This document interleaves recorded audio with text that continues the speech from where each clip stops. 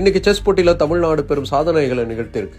ஆனா அதுக்கு முதல்ல அடித்தளம் அமைத்தது திரு விஸ்வநாதன் அவர்கள். செஸ்னா விஸ்வநாதன் சொல்ற அளவுக்கு நம்ம மனசுல ஆழமா பதிந்தது அவருடைய சாதனைகள். ஆனா அந்த சாதனைகளுக்கான முதல் தொடக்கம் நிகழ்ந்த தினம் இன்று. சென்னையில பிறந்தவர், இந்தியாவை உலக செஸ் மேப்ல வைத்தவர், 5 முறை வேர்ல்ட் செஸ் சாம்பியனா ஆன ஒரே இந்தியர் விஸ்வநாதன் அவர்கள் தான். இப்படி பல பெரும் சாதனைகளுக்கு சொந்தக்காரரான விஸ்வநாதன் ஆனந்த் முதல் முறையா உலகையே தன்னை நோக்கி திரும்பி பார்க்க வைத்தது இன்னைக்குதான்.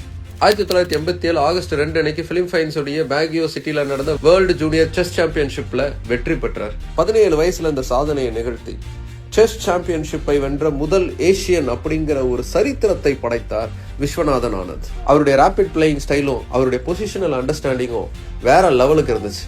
இந்த வெற்றி அவரை இன்டர்நேஷனல் ஸ்பாட்லைட்டுக்கு கொண்டு போய் சேர்த்துச்சு.